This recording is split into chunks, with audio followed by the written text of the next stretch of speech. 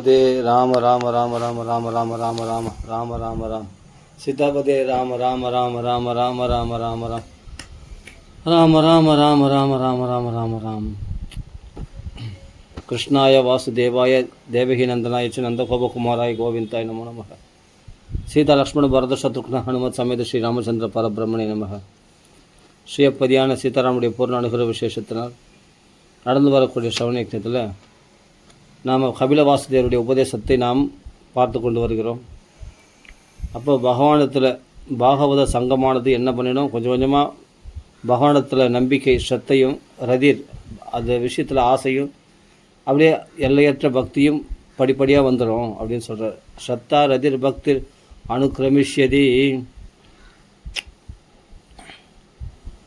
அதே சமயத்தில் பக்தியா புமாஞ்சாது விராக ஐந்திரியாத்து இந்திரிய சௌக்கியங்கள் வைராக்கியம் உண்டாயிடுமா பக்தினால். அதே சமயத்தில் கண்ணால் பார்த்தது காதால் கேட்ட விஷயங்களில் அப்படிப்பட்ட திருஷ்ட சுதான் மத் ரச்சனானு சிந்தையா சித்தஸ்ய எத்தோ கிரகணே யோகயுக்தோ எதிர்ஷதி ருஜிபிர் யோக மார்கி. அப்போது பகவத் ஸ்வரூபத்தை பார்க்கலாம், பகவானுடைய கதைகளை கேட்கலாம். உலகத்தில் கண்ட விஷயம் கேட்ட விஷயத்துலலாம் ஆசையற்றவனாக போயிடும். பகவத் சிந்தனையினால் நிறைய மாற்றங்கள் உண்டான்னு சொல்கிறார். அப்படியே சொல்கிறாரு. அது மட்டும் இல்லை, பகவானுக்கு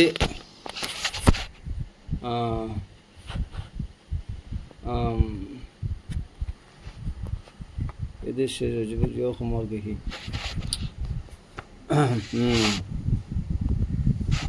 அதாவது நைகாத்மதாமே ஸ்பர்ஹயந்தி கே சித்து, பகவானோட ஐக்கியமாகிற அந்த மோட்சத்தை விட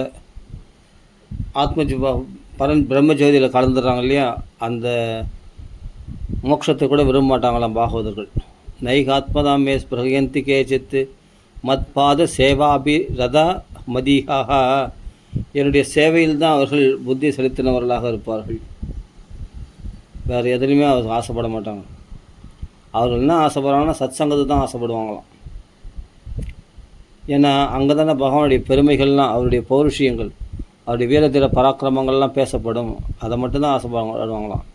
ஏ அந்யோன்யதோ பாகவதா பிரசஜ்ய சபாஜயந்தே மம பௌருஷாணி. அந்யோன்யமாகிடுவாங்களாம் பாகவதர்கள். நம்மளை நல்லா பார்க்கலாம். பாகவதர்கள் ஒருத்தர் குடும்ப கதையை பேச மாட்டாங்க. அவர் பேர் கூட என்னன்னு தெரியாது.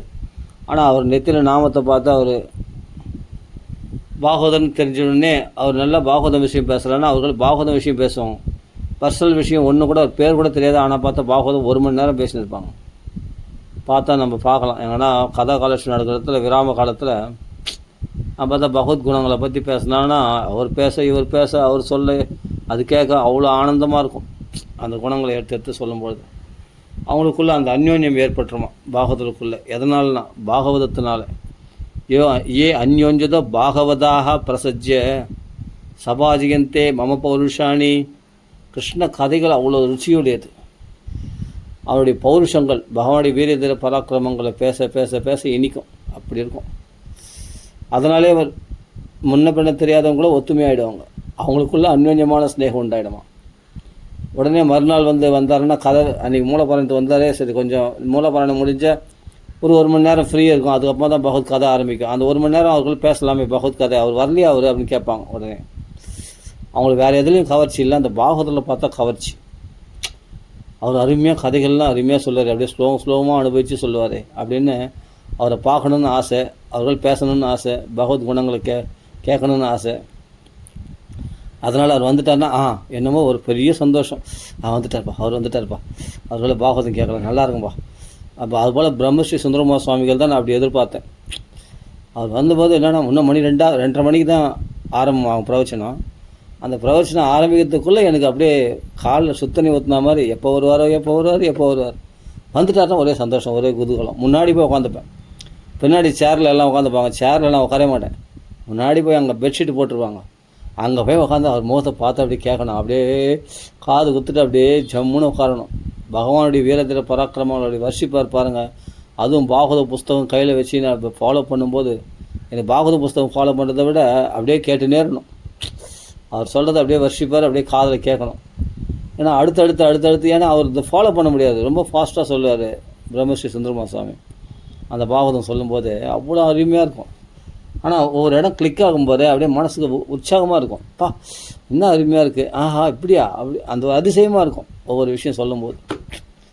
அதுதான் அருமையாக சொல்ல அந்த ஸ்லோகத்தோடு சொல்லும்போது ரொம்ப அற்புதம். சபாஜியந்தே மம பௌருஷானி, அந்த சபையில் பகவானுடைய பெருமைகளை பேசுகிற அந்த இடம் அவ்வளோ சுகமயமாக இருக்குமா. அப்போது இருதயத்துக்குள்ளே பகவானை பார்ப்பாங்களாம் அவங்க. அந்த பிரசன்னமான முகமுடைய அந்த கண்களோடு, அந்த தாமரை போன்ற கண்களுடைய அந்த முகல் லாவண்யத்தை கதைகள் பேசும்போது ஹிருதயத்தில் கிருஷ்ண பரமாத்மா தரிசனம் பண்ணுவாங்களாம். இது ஒன்றும் இல்லை, சாய் சமாதின்னு ஒரு இடம் இருக்குது மயிலாப்பூரில். அந்த இடத்துல போனால் ராதாகிருஷ்ண படம் இருக்கும், பெருசாக இருக்கும், அந்த செவத்துலேயே வரைஞ்சி வச்சுருப்பாங்க. அந்த ராதாகிருஷ்ண படம் சாய் சமாதி இருக்குது மயிலாப்பூரில் போனால். இப்போ கூட அன்னதானம்லாம் பண்ணுறாங்க. அந்த இடத்துல தான் அவர் உட்காந்து கதை சொல்லுவார். இவர் அந்த பெருமாளே கிருஷ்ணரே உட்காந்து கதை சொல்கிற மாதிரி இருக்கும். பக்கத்தில் பார்த்தா ராதாகிருஷ்ண படம். அந்த ராதாகிருஷ்ண படத்தை பார்க்கும்போது இவர் சொல்கிற அந்த கதை கிருஷ்ணன் அப்படின்னு ஞாபகத்துக்கு கிருஷ்ணனை பற்றி பெருமையாக பேசுவார். அந்த கிருஷ்ணனை பார்க்கும்போது அப்படியே நம்ம கிருஷ்ணனே நமக்குள்ள பேசுகிற மாதிரி இருக்கும். அவ்வளோ விசேஷம், அப்படி ருச்சிகரமாக இருக்கும் பார்க்கறதுக்கு. பஷ்யந்தி தேமே ருச்சிரான் அம்ப சந்த பிரசன்ன வக்ர அருணலோச்சனானி ரூபாணி திவ்யானி வரப்பிரதானி சாகம் வாச்சம் ஸ்பிருகனீயாம் வதந்தி. அப்படி ஆசையாக பேசுவாங்களாம் கிருஷ்ணனுடைய கதைகளை. அப்படி திவ்யமாக அந்த இடத்துல ஒரு தெய்வீக சாநித்தியம் உண்டாகுமா. ரூபாணி திவ்யானி, அப்படியே நம்ம வரம் பெற்றவர்களாக, அதெல்லாம் வரம் பெற்றவர்கள் தான் அங்கே வர முடியும். வரம் பெற்றவர்கள் தான் அங்கே பாகவத கதைக்கு வர முடியும். பிரம்மஸ்ரீ சுந்தரமா சுவாமி சொல்கிற பாகவத கதைக்கு வரப்பிரதானி, அப்படி வரத்தை அள்ளி வழங்கக்கூடிய வரதராஜனுடைய பெருமைகளை கேட்க முடியும் அந்த இடத்துல. அப்படி இருக்குங்க. அது ஒரு தனி சுகங்க. அது அந்த பாகவதம் கேட்குற, அந்த பாகவதம் மேலே நடக்கிறதுல பிரம்மஸ்ரீ சுந்தரமா வந்துட்டுன்னா பெரிய சௌக்கியம். அது என்னமோ ஒரு ₹1 கோடி கொடுத்தா மாதிரி ஒரு சௌக்கியம். அந்த இடத்துல போய் உக்காந்துடணும், காது கொடுத்து உட்காரணும், ஆனந்தமாக கேட்கணும், வேறு எந்த கவலையும் கிடையாது. அதுக்கு நாங்கள் மூலக்கல்லேருந்து 38F வரும் பஸ்ஸு, ஏறி ஓடும், ஒரே ஓட்டம். அப்படிப்பட்ட ஒரு தெய்வீக சாநித்தியம் அந்த இடத்துல மிளறதை பார்க்கலாம் பாகவத கதை நடக்கிற இடத்துல. ரூபாணி திவ்யானி வரப்பிரதானி, வரத்தை அள்ளித்தடுகின்ற அந்த பகவானுடைய ரூபத்தை அப்படியே ஹிருதயத்தில் ஃப்ளாஷ் ஆகாமல் கண்ண முன்னே ஹிருதயத்தில் பகவான் தெரிவானாம் கதை சொல்கிற இடத்துல. அவ்வளோ சாநித்தியமாக இருக்கும் பகவானுடைய கதை சொல்கிற இடம். அது மாதிரி எங்கன்னா கேட்டிங்கன்னா சாகம் வாச்சம் ஸ்பிருகனீயாம் வதந்தி, அவருடைய வார்த்தையை ஆசைப்படத்தக்க வார்த்தைகளை பேசுவாராம் அந்த பாகவதர். அதை கேட்க கேட்க ஆசையாக இருக்கும். இன்னும் கொஞ்சம் நேரம் கேட்கலாமா, இன்னும் கொஞ்சம் நேரம் கேட்கலாமான்னு ஆசையாக இருக்கும். அதெல்லாம் தர்சனீயம். அதனால் ஏன்னா அந்த அது என்ன ஒரு போதை. அந்த பாகவத கதை ஒரு போதை. அந்த போதையில் இருக்கிறவங்களுக்கு அதுலேருந்து வெளியே வர மனசே வராது. அப்படிப்பட்டவங்கள காலச்சக்கரம் கூட ஒன்றும் பண்ணாதான், காலம் கூட தொட மாட்டானா. அந்த பாகவத கதையிலே ரமிச்சுன்னு இருக்கிறவங்களுக்கு இன்ன கற்கிச்சித்து மத்பராக சாந்தரூபே, அடிப்படை என்னுடைய சாந்த ரூபங்களை என்னையே உயர்வாக கொண்ட அந்த சாந்த ரூபங்களை இருதயத்தில் பார்த்து கொண்டிருக்கிற அந்த பாகவதர்கள் பகவானையே தரிசனம் பண்ணிட்டு பகவத் கதைகளே பேசுகிறாங்க இல்லையா. அவர்கள் அந்த சாந்த ரூபே நங்ஷந்தி நோமே அனிமிஷோ லேடி ஹேதிஹி, தூங்காத காலம் என்ற சக்கரம் கூட அவர்கள் தொடாதான். யார பாகவதரில். ஏன்னா நான் தான் அவங்களுக்கு பிரியமுள்ளவனாக இருக்கேனே, ஏஷாம் அகம் பிரிய, நான் தான் அவங்களுக்கு உயிருக்கு உயிரானவனாக ஆகிட்டேனே. ஆத்மா அவங்களுக்கு பிரியமுள்ளவனாக இருக்கானா கிருஷ்ணன். பாகவத கதை கேட்டு ருசித்தவங்களுக்கு அவங்களுக்கு உயிருக்கு உயிராக ஆகிட்டானா பகவான். ஆத்மாவாகிட்டானா. சுதஸ்ச தன்னுடைய குழந்தைகள் போல் அந்த கிருஷ்ணன் எவ்வளோ லீலைகள் பண்ணுற, எவ்வளோ குறும்புத்தனம் பண்ணுறாங்க அப்படின்னு தன்னுடைய பிள்ளையாகவே ஆகிடுவானா அந்த கிருஷ்ணன். ஒவ்வொருத்தரும் கதை கேட்கும்போது அந்த பால லீலைகளை கேட்கும்போது தன் குழந்தைகள் கொஞ்சம் மாதிரி ஆசையாக இருக்காது. அந்த கிருஷ்ணன் நமக்கு குழந்தையாக வந்துட்டான்னா எப்படி இருக்கும்? விடமாட்டோமே, பளிச்சுன்னு முத்தம் ஊத்துறோமே அப்படின்னு தோணும் இல்லையா. அப்படி தன் குழந்தைகளாக சிந்திக்கிறாங்களே அந்த கிருஷ்ணலீலைகளை. அப்போ அவர்களுக்கு நான் பிள்ளையாக போய்விடுகிறேன் அப்படின்றார் கபிலவாசுதேவர் சொல்கிறார். இதெல்லாம் தேவகதி அம்மாவுக்கு நான் தான் அவங்களுக்கு பிரியமானவன், நான் தான் அவங்களுக்கு உயிரானவன், நான் தான் அவங்களுக்கு பிள்ளை, நான் தான் அவங்களுக்கு நண்பன். கிருஷ்ணா நீ இப்படிலாம் பண்ணியா கிருஷ்ணா, ஏன்டா இப்படிலாம் பண்ணுற, குறும்புத்தனம் பண்ணுறேன்னு அப்படின்னு தனியாக போனால் கிருஷ்ணங்களை பேசுவாங்களாம். நீ இப்படிலாம் பண்ணியா, அர்ஜுனுக்கு சகாவாக இருந்து ரதத்தை சரியா, எவ்வளோ கபட நாடகம் பண்ணியிருக்க நீ, எத்தனை கோபிகளை போய் ஏமாற்றிருக்க நீ, அப்படின்னு அவனோட பேசுவான். அவனோட நட்புறவு கொண்டாடுவாங்களாம் பாகவதர்கள். கிருஷ்ணனோட ஃப்ரெண்ட் ஆகிடுவாங்களாம். அதுதான் சார் ஏஷாம் அகம் பிரிய ஆத்மா சுதஸ்ச சகா. அதே சமயத்தில் குருஹு, அவனே குருவாக இருந்து அந்த பக்தர்களை வழி நடத்துவானான். குருஹு சுஹൃத தெய்வம் இஷ்டம். உனக்கு இஷ்ட தெய்வம் என்னடான்னா கிருஷ்ணன் தான். யார் என்ன வேறு என்ன சொல்லணுன்னா நான் கிருஷ்ணன் தான். இது தெரிஞ்ச விஷயம் தானே, ஊரஞ்ச விஷயம், உலகஞ்ச விஷயம். பாகவதம் படிக்கணும் எல்லாருமே இஷ்ட தெய்வம் கிருஷ்ணன் தானே. அப்போது தெய்வம் இஷ்டம், இஷ்ட தெய்வமாக இருப்பேன் நான் அவங்களுக்கு. அதே மாதிரி சுஹൃதா, அவங்களுக்கு நான் தான் நிலைமை விரும்பி. எங்களுக்கு என்னடா கஷ்டம்னா வீட்டு கஷ்டம்னா உடனே கிருஷ்ண கதைகளை பேசினா அவளுக்கு எங்களுக்கு நலன் செய்யக்கூடியவன் எனக்கு கிருஷ்ணன் தான். நான் கிருஷ்ணனை மட்டும் விடவே மாட்டேன் அப்படின்னு சொல்கிறாங்களே எவ்வளோ பாகவதர்கள். அப்போ அவங்களுக்கு உயிருக்கு உயிராக இருக்கிறானா, நண்பனாக இருக்கிறானா, குருவாக இருக்கிறானா. அதே சமயத்தில் அவங்க வீட்டில் ஒரு பிள்ளையாக இருக்கிறானா கிருஷ்ணன். அதே மாதிரி இல்லை பிரியமுள்ளவனாக இருக்கிறானா. அப்படிப்பட்ட பக்தர்கள் பகவான் என்ன பண்ணுறான்னா காலச்சக்கரம் கூட அவரில் தீண்ட விடாது, தொட விட மாட்டானா பகவான். அப்படி காப்பாற்றுறானா. அதெல்லாம் கபில வாசுதேவ உபதேசத்தில் ஸ்பஷ்டமாக சொல்கிறார்.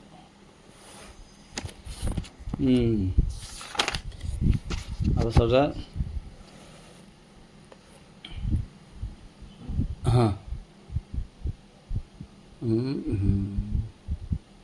யார் என்னை தவிர எனக்கு அந்நியமாக இருக்கக்கூடிய விஷயங்கள் எல்லாத்தையும் திறந்துட்டு நான் ஒருத்தனே மாம் ஏவம் விஸ்வதோமுகம் உலக ரூபமாக உலக வடிவமாக எங்கும் வியாபிச்சிருக்கிறான் பகவான், அவனே எல்லாத்துலேயும் அவன் கிருஷ்ணன் தான் இருக்கிறான் அப்படின்னு என்னை வழிபடுகிறார்களோ அனன்ய பக்தியோடு அவரில் மரணத்தை கடந்து விடுகிறார்கள் அப்படின்றார்.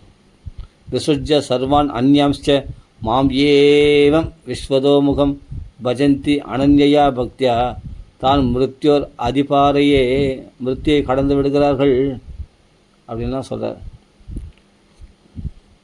அதனால் பகவானை தவிர நமக்கு பயத்தை போக்கக்கூடியவர் யாரும் இல்லை. பகவானத்தில் உள்ள பயத்தினால்தான் நான் சொன்னேன். இப்போது சூரியன் சந்திரன் எல்லாமே பகவானத்தில் பயந்து தான், பகவானுடைய சாட்சியடி பயந்து தான் எல்லா தேவர்களும் அவர்களுடைய வேலைகளை செய்கிறார்கள் அப்படின்னு சொன்னோம். அடுத்ததாக என்ன சொல்லணும், அப்போது பிரகிருதி புருஷ தத்துவத்தை பற்றி சொல்கிறார். அம்மா ஸ்ரீ பகவானுவாச்ச பிரகிருதிஸ்தோ அபிபுருஷோ நாச்சியதே பிரகிருதை குணைஹி அபிகாராத்து அவகத்திருத்வாத்து நிர்குணத்வாத்து ஜலார்க்கவத்து. தேகத்தில் இருந்தால் கூட அதனுடைய குணங்களில் இந்த ஆத்மா ஒட்டுறது கிடையாது, அது பாதிப்படைகிறது கிடையாது. எப்படின்னா ஒரு பாத்திரத்தில் இருக்கிற தண்ணீரில் பார்த்தா சூரியன் தெரியலாம், ஆனால் உண்மையிலே அதில் சூரியன் தெரியலன்னா அதில் சூரியன் இருக்கான கேட்டால் சூரியன் இல்லை, இருக்கிற மாதிரி காட்சி அளிக்குது என்ன. அப்படி தான் அதோட முக்குணங்களில் பார்த்தா நம்ம செயல்படுறதா தோன்றுறது, ஆனால் முக்குணங்களுடைய பாதிப்புகளால் ஆத்மா பாதிப்படைகிறது கிடையாது. ஆத்மா தனித்து இயங்குறது. ஆத்மாவுக்கும் இந்த குணங்களுக்கு சம்மந்தமே கிடையாது, தேகத்துக்கும் ஆத்மாவுக்கும் சம்மந்தமே கிடையாது. எப்படி சூரியனுக்கும் அப்படியே சூரியனுடைய பிரதிபமாகிய அந்த நீர்நிலைகளில் சூரியன் தென்படுந்தால் அந்த சூரியனுக்கு இந்த சூரியனுக்கு சம்மந்தமே கிடையாது. ஆனால் சம்மந்தம் இருக்கிற மாதிரி தோன்றதே, பல சூரியனாக தோன்றதே. ஒரே சூரியன் பார்த்தா பல பாத்திரங்கள் உள்ள நீர்நிலைகளில் பார்த்தா பல பாத்திரங்களில் பல சூரியன் இருக்கிற மாதிரி இருக்குது. உண்மையிலே பல சூரியனாக இருக்குது. அப்போ அந்த தண்ணி அலைப்பாயும் போது சூரியன் அப்படியே வளைஞ்சு போகுது, சூரியன் வளையுது. இதெல்லாம் சும்மா. அதே சமயத்தில் கலங்கமுள்ள நீரில் பார்த்தா கலங்கப்பட்டதாக தெரியுது, வெள்ளையான சூரியன் அப்போ கலங்கப்பட்டதாக இருக்குது.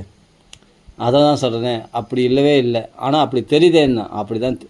அதுதான் மாயை, அதுதான் பிரகிருதி. அதுபோல் இந்த பிரகிருதி மாயினால் நம்ம ஆத்மா பிறப்பதாகவும் இறப்பதாகவும் துன்பப்படுறதாகவும் காமக்ரோதங்கள் உட்படுறதாகவும் நம்ம நினச்சிக்கிறவே உண்மையிலே இதுக்கெல்லாம் அப்பாற்பட்டது நம்முடைய ஆத்மா அப்படின்னு தெரிஞ்சுக்கணும். எப்படின்னா ஜலார்க்கவத்து தண்ணியில் தெரிகிற சூரியன் போல் அப்படின்றார். அதுக்கு எந்த விகாரமும் கிடையாது, அந்த ஆத்மாவுக்கு விகாரம் கிடையாது. அது எதுலேயும் தான் செய்கிறன்ற அபிப்பிராயம் கிடையாது. அகத்துரத்வாத்து நிர்குணத்வாத்து, எந்த முக்குணங்களுக்கு அப்பாற்பட எந்த குணங்களும் ஒட்டாத நிர்குண சொருபியாக இருக்குது அந்த ஆத்மஸ்வரூபம். அது உதாரணம் தான் ஜலார்க்கவத்து, தண்ணியில் பார்க்குற சூரியன் போல அப்படின்றது. பிரகிருதிஸ்து அபிபுருஷோ நாஜ்யதே பிரகிருதி பிராகிருதை குணைஹி அபிகாராத்து அகத்துருத்வாத்து அபிகாராத்து அகத்துருத்வாத்து நிர்குணத்வாத்து ஜலார்க்கவத்து அப்படின்னு சொல்கிறார். இந்த பிரகிருதின்றது இயற்கை, மனம் புத்தி அகங்காரம் அது சூக்ஷ்ம பிரகிருதி. பஞ்சபூதங்களான இந்த சரீரம் வந்து ஸ்தூல பிரகிருதி. இந்த ஸ்தூலம் சூக்ஷ்மம் சேர்ந்தது தான் பிரகிருதின்னு சொல்கிறோம். இதுக்கு அப்பாற்பட்டது தான் வந்து ஸ்தூல சரீரம், இந்த பஞ்சபௌதிக சரீரம் உடம்பு. இதுக்குள்ளே மனசு புத்தி அகங்காரம் இருக்கிறது சூக்ஷ்ம சரீரம். அதுக்கு அப்பாற்பட்டு இருக்கிறது தான் ஆத்மஸ்வரூபம். அப்போது இந்த சூட்சும சரீரத்துக்கும் ஸ்தூல சரீரத்துக்கும் சம்மந்தமே கிடையாது இந்த ஆத்மா. அப்படி தெரிஞ்சுக்கணும். அதனால் அது 24 தத்துவங்களை சொல்கிறார். அந்த 24 தத்துவங்களும் நாம் கிடையாது. 24 தத்துவங்கள் என்ன? பாகவதத்திலே சாங்கிய யோகத்தில் ரொம்ப முக்கியமானது சங்கியனா எண்ணிக்கை. எண்ணிக்கைக்கு அடங்காதது ஆத்மா. அப்படிப்பட்ட சாங்கிய தத்துவம் எண்ணிக்கை என்னென்னா, பஞ்சபூதங்கள், பஞ்ச தன்மாத்திரைகள் மொத்தம் 10 ஆச்சு. பஞ்சேந்திரியங்கள், கர்மேந்திரியங்கள், பஞ்சேந்திரியங்கள், ஞானேந்திரியங்கள் ஆக 20 ஆச்சு. அப்புறமா மனம் புத்தி அகங்காரம் சித்தம் ஆக 24 தத்துவங்கள். இவைகளுக்கு மேலே புருஷன், இந்த புரின்ற இந்த உடலில் இருக்கிறானே அந்த ஆத்மா, பரமாத்மா, அதான் புருஷன். புரி ஈஷ, புரி இந்த தேகத்தில் அபிமானம் கொண்டிருக்கிற ஜீவாத்மா. அந்த ஆத்மா வந்து 25வது தத்துவமாக சொல்ல போகிறான். அவன் வந்து என்னென்னா இந்த 24 தத்துவங்களோடு சம்மந்தம் இல்லாதவன். அப்போ இந்த 24 தத்துவங்களும் பஞ்சபூதங்கள், பஞ்ச தன்மாத்திரைகள், கர்மேந்திரியங்கள் 5, ஞானேந்திரியங்கள் 5 ஆக 20, மனம் புத்தி அகங்காரம் சித்த இந்த 24 தத்துவங்கள். இதுக்கு அப்பாற்பட்டது ஆத்மா, ஜீவாத்மா. இந்த 24 தத்துவங்களோட சம்மந்தம் கிடையாது. அதுதான் சாங்கிய யோகம். அதுதான் சொல்கிறார். சரி, ஆனால் நீங்கள் சொல்கிறத பார்த்தா இந்த புருஷன் இந்த ஆத்மாவுக்கும் இந்த உடலுக்கும் சம்மந்தம் இல்லைன்னு சொல்கிறீங்க. எப்படி வந்து மண்ணை விட்டு மண்ணுடைய வாசனையை பிரிக்க முடியாதோ இல்லையா? அது மாதிரி இந்த புருஷன், அதாவது இந்த ஜீவாத்மாவை இந்த பிரகிருதியிலேருந்து, அதாவது இந்த ஜடைய சூட்சும சரீரம் ஸ்தூல சரீரத்திலேருந்து பிரிக்க முடியலையே, அதை தனிப்பட்டதாக பார்க்க முடியலையே அந்த ஆத்மாவை அப்படின்னு சொன்னால் அதுக்கு உபாயம் சொல்கிறார். அதுக்கு தியான யோகத்தை அனுஷ்டானம் பண்ணணுமா, அதுக்கு சில நியமங்கள்லாம் கடைப்பிடிச்சா அந்த நிலை சித்திக்கும் அப்படின்னு சொல்கிறார் கபில வாசுதேவர். எந்தவித பலனையும் எதிர்பார்க்காத யார் வந்து சுதர்மத்தை கடைப்பிடிக்கிறாங்களோ, அதே சொல் தீவிரமான பகவானத்தில் பக்தி பண்ணுறாங்களோ, அவங்களுக்கு அந்த ஆத்மா, அந்த தேகாபிமானம், அந்த பிரகிருதி சுபாவத்தினால் பாதிக்கப்பட மாட்டார்களோ. அனிமித்த நிமித்தேன ஸ்வதர்மேன அமலாத்மனா தீவிரையா மை பக்தியாச்ச சுத சம்பிரதையாச்சிரம் ஞான. சரி, ஓகே. இதுக்கு தான் அடுத்த அத்தியாயத்தில் சொல்கிறார்.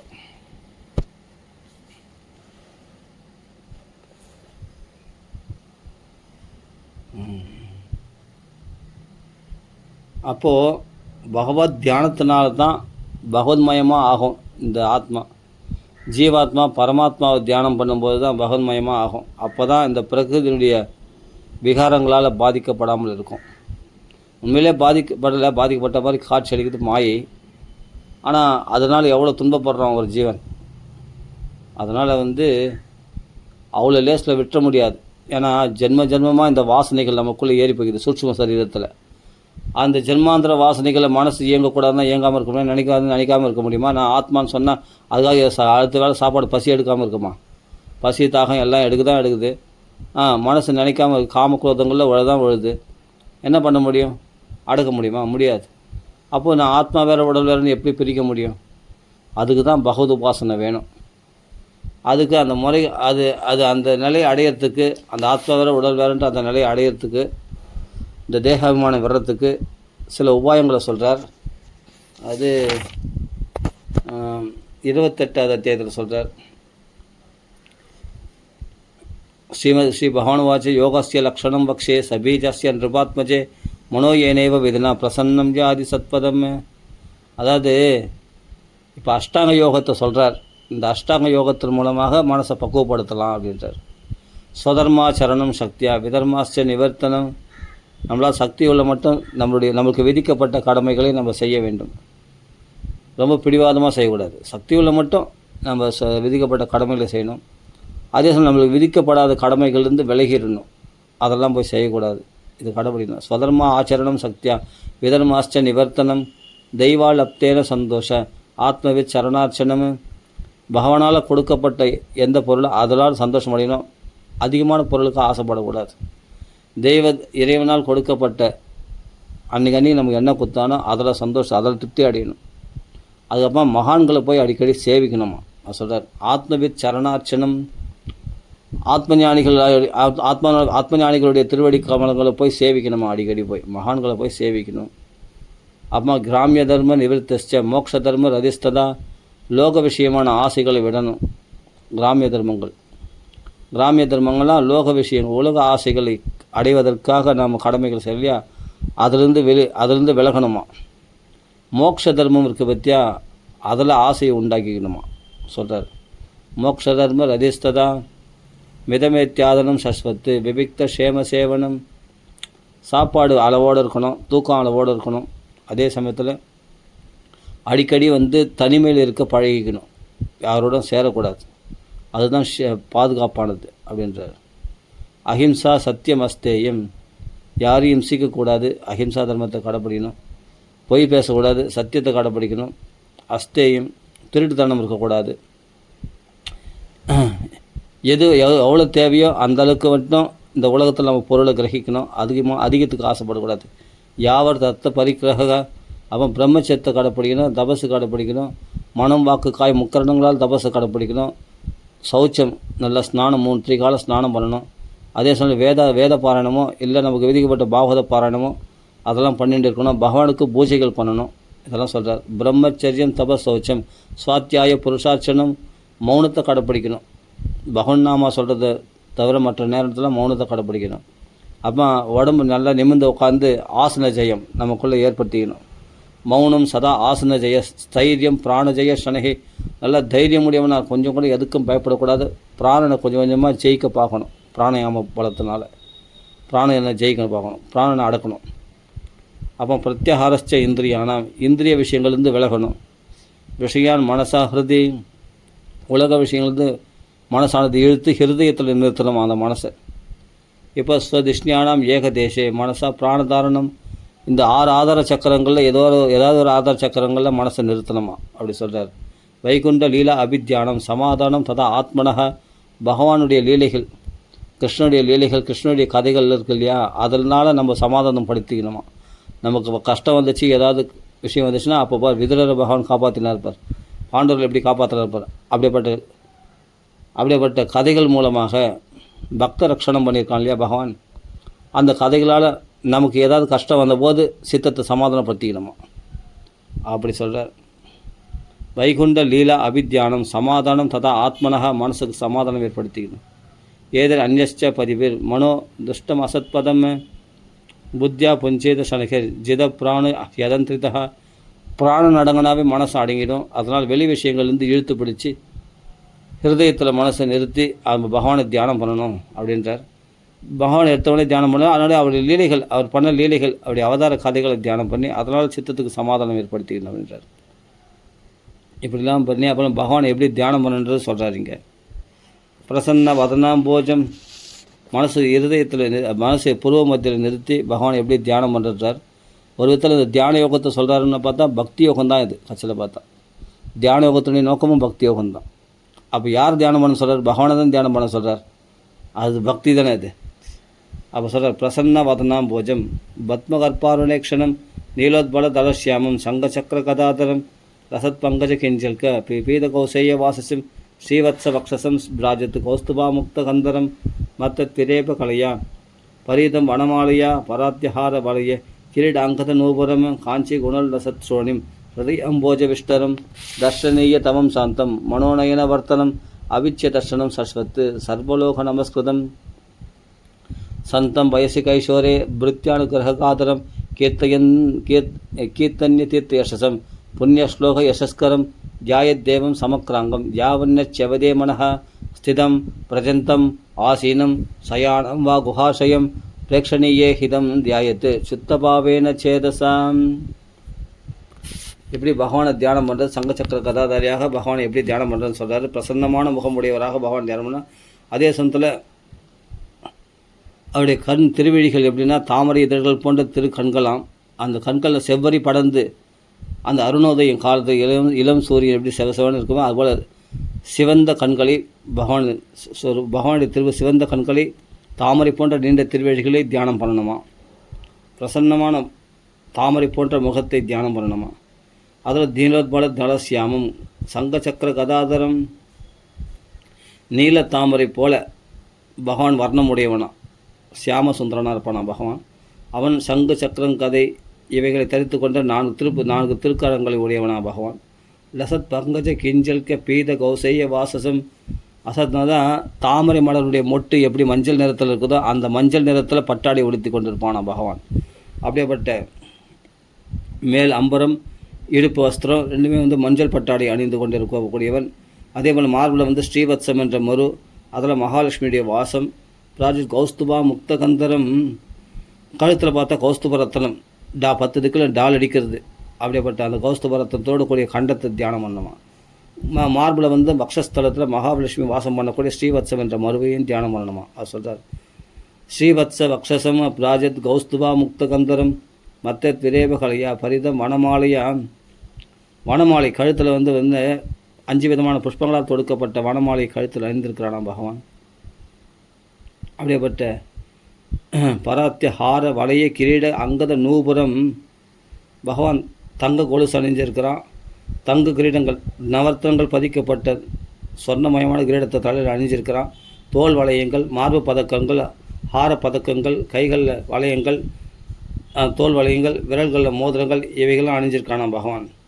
காஞ்சி குணோல் லசத் சோனிம் ஹிருதயாம்போஜ விஷ்டரம் இடுப்பில் ஒட்டியானமா தங்க ஒட்டியானம் அணிந்திருக்கிறானா. ஹிருதயாம்போஜ விஷ்டரம் பார்க்கறதுக்கே இன்னும் பார்க்கணும் போல ஆசைப்படக்கூடிய ரூபமாக அது. எப்படிப்பட்ட பகவான். நவரத்ன கச்சிதமான ஸ்வர்ணமயமான கிரீடம், விசாலமான லலாடம்னா நெற்றி, விசாலமான லலாடம், ஊத்தோபுன்றம், கருணா கடாட்சம், கமனீயமான காத்திரம், உன்னதமான நாசிக, சுருள் சுருளான கேசங்கள், மகர குண்டலங்கள் காதல, கோவை பழம் போல் அவனுடைய உதடு, மன்மதுடைய வில்லோ என்பது போல அவனுடைய புருவன், தாமரை இதழ்கள் போல் அவனுடைய நீண்ட திருவிழிகள், எள்ளுப்பு போன்ற அவனுடைய நாசி, கோவை பழம் போல் அவனுடைய உதடு, முல்லைப்பூ போன்ற அவனுடைய பற்கள், கதுகதுப்பான கன்னங்கள், திரண்ட தோள்கள், விசால கழுத்தில் 3 ரேகைகள் படிந்த கழுத்து, அந்த கழுத்தில் கௌஸ்துபரத்தில் லால் அடிக்கிறது, வன மாலை, முக்தாஹாரம், வைஜெயந்தி மாலை, துளசி தாமா, மகாலட்சுமி வாசம், சதுர்புஜ சேவை, சங்கம் சக்கரை கதை பத்மம், ஸ்ரீவத்சம் என்ற மரு, அதில் மகாலட்சுமி வாசம், தாமரை கையில் இருந்திருக்கிறார். 4 திருப்புஜங்கள், சங்க சக்கரம் கதை பத்மம், இடுப்பில் ஒட்டியானம், மஞ்சள் பட்டாடை, குறுகிய இடுப்பு, ரத்ன காஞ்சி ஸ்வர்ண ஒட்டியானம், காலில் சலன்னு சப்திக்கக்கூடிய திவ்ய நூபுரங்கள், அதில் யோகித்தேயமான கங்கா சனகமான சர்வ ஆபத்து நிவாரகமான சர்வ சம்பத் பிரதானமான அந்த திருவடி கமலங்கள், அதில் சங்கு ரேகை, சக்கர ரேகை, அங்குச ரேகை, அம்புஜ ரேகை, இப்படிப்பட்ட ரூபத்தை மனசு தியானம் பண்ணணுமா. தர்ஷனீய தமம் சாந்தம் மனோநயனவர்த்தனம். அதே சமயத்தில் மனசுக்கு கண்ணை மூடனா மனசில் தெரியணும், கண்ணை திறந்தால் வெளியில் தெரியணும் பகவான். அப்படி மனசுக்கும் கண்ணுக்கும் அப்படி ரம்யமாக இருக்கக்கூடிய அந்த ரூபத்தை நீண்ட நேரம் தியானம் பண்ணணுமா. தர்ஷனீய தமம் சாந்தம், அந்த சாந்த சொர்பிய மனோநயனவர்த்தனம் அபிச்ச தர்ஷனம் சஸ்வத்து சர்வலோக நமஸ்கிருதம், எல்லா லோகவாசிகளும் நமஸ்கரிக்கத்தக்க அப்படிப்பட்ட ரூபத்தை தியானிக்க வேண்டுமம்மா. சந்தம் வயசு கைஷோரே, 16 வயசு பிள்ளையாக தியானம் பண்ணணுமா பகவானை. சந்தம் வயசு கைசோரினா 5 வயசு. இன்றைக்கி இப்போ 5 வயசு பிள்ளையாக தான் கபில வாசுதேவர் தேவகதேமாக உபதேசம் பண்ணுறார். இந்த 5 வயசு உடையவனாவே என்னை தியானம் பண்ணணும், சங்க சக்கர கதாதாரியாக என்னை தியானம் பண்ணணும். ஏன்னா வயசானவராக தியானம் பண்ணால் அடிக்கடி வரம் கொடுத்து உடனே ஓடி வர முடியாது. 80 வயசு கிழமை டக்குன்னு ஓடி வர முடியுமா.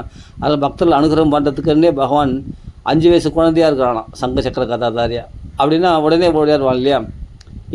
எதுக்காக 5 வயசு ரூபத்தில் பகவானுக்கான பிரித்தியா அனுக்கிரக காதரம், பக்தர்கள் அனுகிரகம் பண்ணுறதுக்கு சீக்கிரம் ஓடி வரதுக்காக ஈஸியாக சின்ன குழந்தைல 4 தடவை குறுக்க நடுக்க போயிட்டு வந்துடும். வயோதிகராக இருந்தால் லேட்டாக இருக்கும் வரதுக்கு. அதனால் 5 வயசு பையனாக தியானம் பண்ணணுமா. அப்போ தான் பக்தர்களுக்கு அனுகிரகம் பண்ணுறதுக்கு ஓடி வரணும் பகவான். அப்படி சொல்கிறாரு. சந்தம் வயசு கைசோரினா 5 வயசுக்கு பிள்ளையாக சங்க சக்கர கதாதாரியாக இப்படி நீல சியாமல வரனாக அப்படிப்பட்ட சதுர்புஜ சேவையோடு பகவானை வழி பண்ணணுமா. சந்தம் வயசிக ஐஸ்வர்ய பிரித்யானுக்கிரகாதரம் கீர்த்தன்ய தீர்த்த யசசம் புண்ணியஸ்லோக யசஸ்கரம். எந்த பகவானுடைய புகழானது எல்லாரையும் பரிசுத்தப்படுத்தக்கூடியதும் மகான்களாக திகழ்கிறாங்கன்னா அவர்களே புகழத்தக்கவர்களாக ஆனதுன்னா பகவான் புகழ பாடிதான். அப்படிப்பட்ட புண்ணிய யசஸ்கரமாகுது.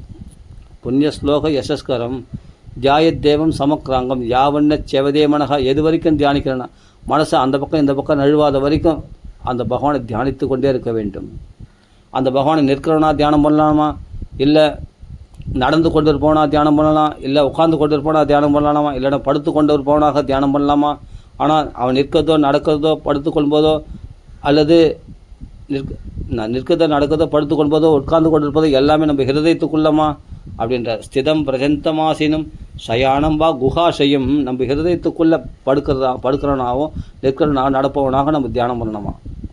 அப்படி சங்கு சக்கர கதாதாரியாக இருக்கிற ரூபத்தில் பிரேக்ஷணேயே ஹிதம் தியாயத்து சுத்தபாவேன சேதசா.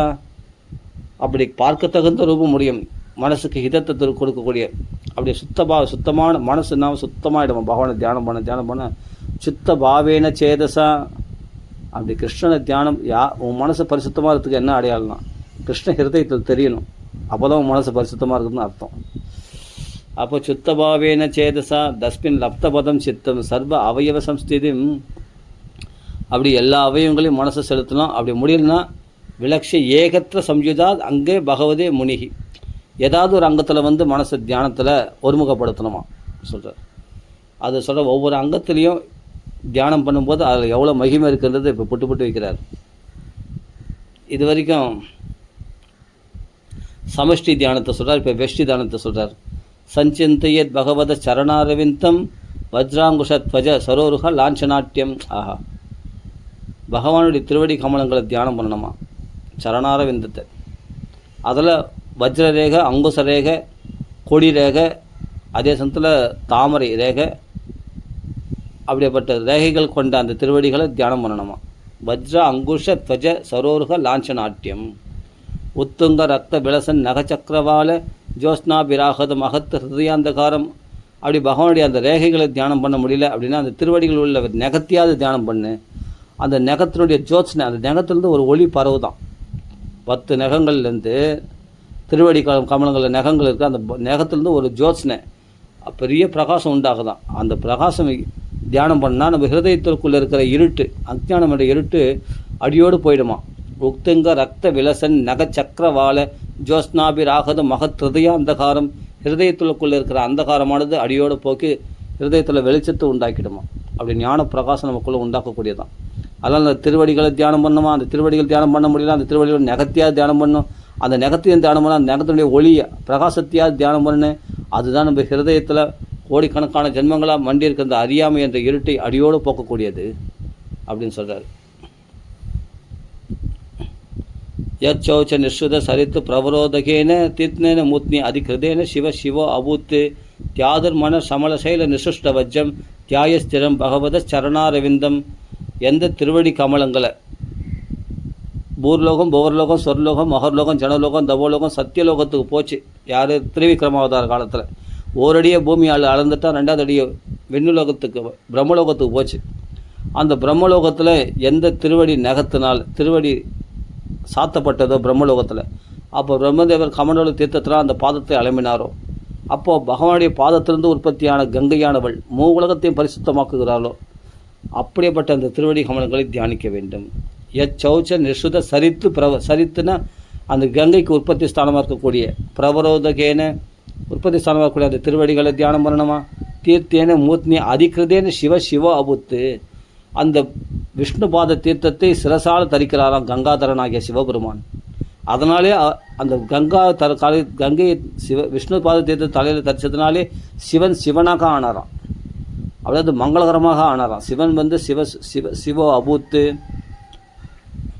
எதனால் அவருக்கு மங்கள ஸ்வரூபம்னா விஷ்ணு பாத தீர்த்தத்தை சிரசில் தரிச்சதுனால தான் அவருக்கு மங்கள ஸ்வரூபி சிவன் என்று பெயர் அவருக்கு உறுதியாச்சான். அப்படி சொல்கிறார்.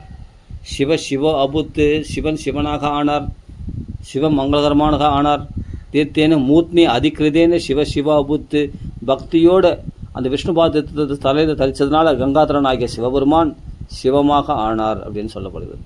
சிவ அபூத்து தியாதுர் மன சமலசேஷ நிசுஷ்ட வஜ்ரம் தியாயஸ்திரம் பகவத நீண்ட காலம் அந்த பகவான் திருவடி கமலத்தில் தியானம் பண்ணணுமா. தியாயஸ்திரம் பகவத சரணாரவிந்தம்.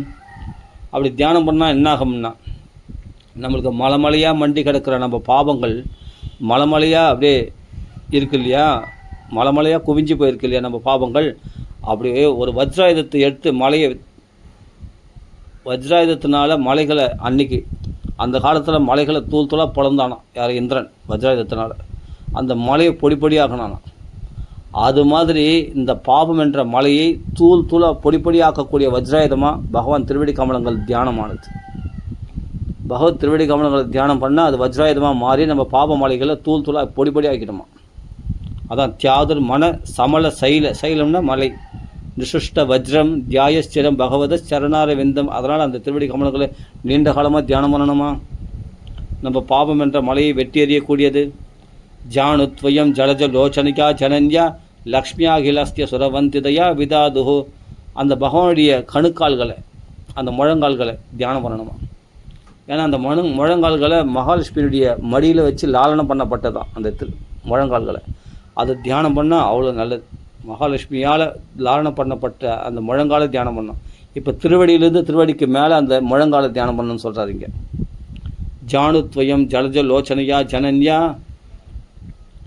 எந்த அலைமகளாக திருப்பார் கடந்து தோன்றினாலும் மகாலட்சுமி, அந்த மகாலட்சுமியுடைய மடியில் லாலனம் பண்ணப்பட்ட அந்த முழங்காலை தியானிக்க வேண்டுமம்மா அப்படின்ட்டு தேவஹூதி அம்மாடத்தில் கபிலவாசர் சொல்கிறார். ஜானுத்வயம் ஜலஜ லோச்சனையா ஜனன்யா லக்ஷ்மியா அகிலஸ்ய சுரவந்திதையா விதாதுஹு. தேவராலும் வணங்கத்தக்கவன், தேவரால் வணங்கத்தக்கவளாகிய தாயார் மகாலட்சுமியானவள் மடியில் அந்த முழங்கால்களை போட்டு லாலனம் பண்ணுறாளே, அந்த முழங்கால்களையும் தியானிக்க வேண்டும். அதுக்கு பிறகு ஊர்வோர் நிதாய கரபல்லவர் ரோச்சசாயத்து சம்லாளிதம் ஹிருதி விபோர் அபபஸ்திய குறியாத்து. அப்படி தன் லாலனம் பண்ணுறாலே அது ஹிருதயத்தில் அந்த முழங்கால்களோடு கூடிய மகாலட்சுமியை தியானிக்க வேண்டும். ஊரு சுவர்ண புஜயோர் அதிசோபமான பகவான். அதுக்கு மேலே அந்த முழங்காலுக்கு மேலே முட்டிக்கால் மேலே தொடை, அந்த தொடையானது அந்த வஸ்திரம் விலகிச்சுன்னா அப்படி பல்ச்சுன்னு டால் அடிக்குமா. அந்த தொடையினுடைய காந்தி எல்லாருடைய மனசையும் அபகர்ஷிடுமா. அதனால் அந்த தொடையினுடைய காந்தி எல்லோரும் காட்டாமல் தன்னுடைய பட்டு வஸ்திரத்தில் மஞ்சள் பட்டாடையில் மூடி வச்சுருக்கார். அந்த தொடையானது அப்படிப்பட்ட ஊருகு சுவர்ண புஜயோ. எந்த கருட பகவானுடைய தோளில் போடப்பட்ட தொடைகள் உடைய வரும், அந்த 2 தொடைகளை சுமந்துன்னு போகிறது தான் ஒரு தண்டுமாலை மாதிரி அவருக்கு. யாருக்கு? கருட பகவானுக்கு. ஊருகு சுவர்ண புஜயோர் அதிசோபமான ஓஜோ நிதி அதை சிகா குசுமா அவபாசு. அந்த தொடை எப்படியாப்பட்டதுன்னா, அந்த தொடை கொஞ்சம் விலகிச்சுன்னா, அந்த வஸ்திரம் விலகிச்சுன்னா அந்த தொடையினுடைய காந்தி அந்த பிரகாசத்துக்கே இருப்பிடமாக இருக்கக்கூடிய காந்தியம் அது. அப்படியேப்பட்ட தொடையும் அது. அந்த தொடையை தியானம் பண்ணணும் அப்படின்றார். அந்த 2 தொடைகளில் தண்டு மாலை மாதிரி சுமந்து இருக்கக்கூடியவர் யாருன்னா கருடாழ்வார். அப்படியே கருடாளுடைய தோளில் சுமக்கப்பட்ட அந்த தொடைகளை தியானிக்க வேண்டும். அதுதான் ஓஜோ நிதி, பலத்துக்கு இருப்பிடமாக இருக்கக்கூடியது. அதிசோபமான அதிகமான சோபையுடையதான், அப்படிப்பட்ட பிரகாசம் உடையதான் அந்த தொடையை. அப்படி லைட்டாக தெரியக்கூடிய அந்த தொடை, அதுக்கு மேலே மஞ்சள் பட்டாடு, அப்படி தியானிக்கணும் அப்படின்றார். ஒரு சுவர்ண புஜயோர் அதிசோபமானு ஓஜோ நிதி அத சிகா குசுமா அவபாசோ வியாழம்பி பீத வரவாசசி வர்த்தமான காஞ்சி கலாப பரிரம்பி நிதம்ப பிம்பம். அப்போ இங்கே என்ன சொல்கிறாங்கன்னா, வியாழம்பி பீத வரவாசசி வர்த்தமான, அப்படிப்பட்ட மஞ்சள் பட்டாளியால் மூடப்பட்ட அந்த இடுப்பு வஸ்திரத்தை தியானிக்க வேண்டும். காஞ்சி கலாப ரம்பி நிதம்ப பிம்பம். அப்போ இருதயத்தில் அந்த இடுப்பில் தங்க ஒட்டியானம் அணிந்திருக்கிற அந்த இடுப்பில் தியானம் பண்ணணும். ரத்னங்களால் பதிக்கப்பட்ட தங்க ஒட்டியானத்தை தியானிக்க வேண்டும். அதுக்கு பிறகு அவருடைய இடுப்பை தியானம் பண்ணணும். தொடை, அதுக்கு மேலே இடுப்பு, அந்த இடுப்பை தியானம் பண்ணணும் அப்படின்றார். நிதம்ப பிம்பம், அப்போ அந்த மார்பு வக்ஷஸ்தலத்தை தியானம் பண்ணணுன்றார். நாபி ஹிருதம் பவன கோஷ குஹோதரஸ்தம் யத்தாத்மயோனி திஷனாகில லோகபத்மம். பிறகு அவருடைய இடுப்பு, அந்த இடுப்பு பகுதிக்கு மேலே அவருடைய தொப்புல தியானம் பண்ணணுமா. எந்த தொப்புலேருந்து உலகத்தையே பிரம்மாண்டகரமாகிய தாமரை உண்டாச்சோ, எந்த தாமரையிலிருந்து பிரம்மதேவருக்கு உற்பத்தி ஸ்தானமாக இருக்கக்கூடியதோ அந்த தொப்புல அந்த பத்மநாபத்தை தாமரை மலர் போன்ற அந்த நாபியை தியானிக்க வேண்டுமா சொல்கிற. நாபி ஹிருதம் புவன கோஷ குஹோதரஸ்தம், அப்படிப்பட்ட சகல புவனங்களுக்கும் உற்பத்தி ஸ்தானமாக இருக்கக்கூடிய அந்த தாமரை போன்ற அந்த நாபியை தியானிக்க வேண்டும். யத்ராத்மயோனி திசன் அகில லோகபத்மம், அந்த தாமரை மலர் தான் பிரம்மாண்டங்களே. அந்த ஒரு பிரம்மாண்டத்துக்கு பிரம்மதேவர் இருக்காருன்னா மகாவிஷ்ணுடைய தொப்புலேருந்து வந்த பத்மம் தாமரை மலர்களே, அந்த தாமரை மலர் தான் பிரம்மாண்டம். அந்த பிரம்மாண்டங்களில் 14 தலங்கள், அதாவது என்னென்னா 14 உலகங்கள் இருக்குது. அது 14 உலகத்தில் சத்தியலோகத்தில் பிரம்மதேவர் வீற்றிருக்கிறார். அதுதான் அந்த தாமரை மலரில் பிரம்மதேவர் வீற்றிருக்கிறதா சொல்கிறது சத்தியலோகத்தில். அதலம் விதலம் சுதலம் பாதாளம் ரசாதலம் தலாதலம் மகாதலம் என்று சொல்லக்கூடிய 7 உலகங்கள். பூர்லோகம் பௌர்லோகம் சொர்லோகம் மகர்லோகம் தமிழ்லோகம் சத்தியலோகம் என்று சொல்லக்கூடிய 7 உலகங்கள். ஆக 14 உலகங்கள். இந்த 14 உலகங்களும் பகவானுடைய தாமரை, அந்த உந்தியில் உண்டான தாமரையாக இருக்கிறதாம். அந்த தாமரையிலிருந்து தோன்றியவர் தான் பிரம்மதேவர். அவர் சத்தியலோகத்துக்கு அதிபதியாக இருக்கிறார் அப்படின்னு.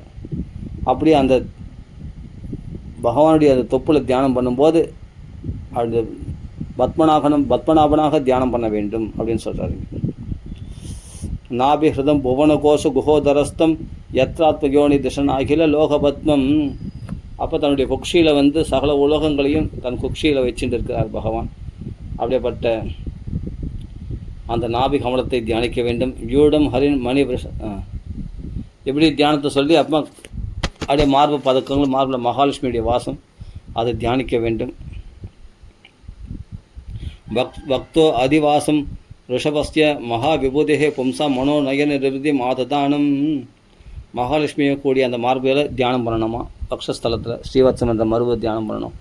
அப்புறம் கண்டம் ச கௌஸ்துவ மணிர் அதிபூஷணார்த்தம் கொல்யான் மனஸ்ய அகிலலோக நமஸ்கிருதஸ்ய.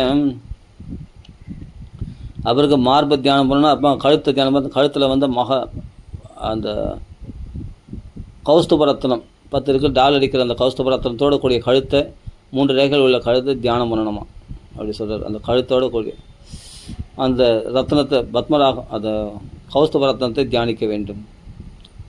கண்டம் ச கௌஸ்துப மணிர் அதிபூஷணார்த்தம், அதாவது என்னென்னா கழுத்தால் அந்த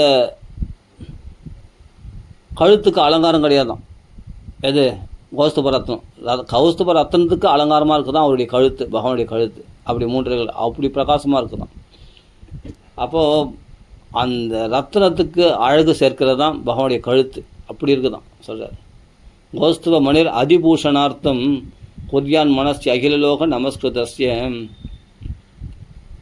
அப்படிப்பட்ட சகலலோகம் நமஸ்கரிக்கத்தக்க அந்த பகவானை நீண்ட காலம் தியானிக்க வேண்டும். பாகும்ச மந்தரகிரே பரிவர்த்தனேன நிர்ணிக்த பாகு வளையான் அதிலோக பாலான் சஞ்சிந்தைய தசசதாரம் அசஹ்ய தேஜா சங்கம் ச தத்கர சரோருக ராஜஹம்சம்.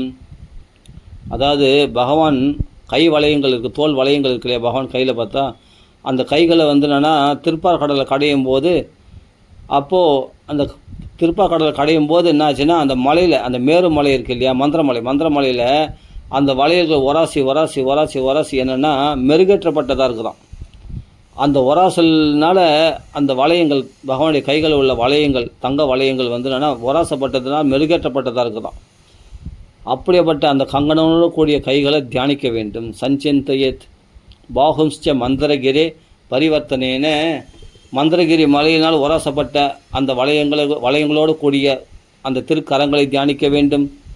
நிக்த பாகு வளையான் அதிலோகபாலான், எந்த பகவானுடைய கரங்கள் தான் லோகபாலர்களுக்கு இருப்பிடமாக இருக்கிறதோ, பகவான் கைகளில் யாருக்கான லோகபாலர்கள் தேவரெல்லாம் இருக்கிறாங்களாம், பகவானுடைய பலத்தை நம்பி இருக்கிறார்கள் அவர்களாம்.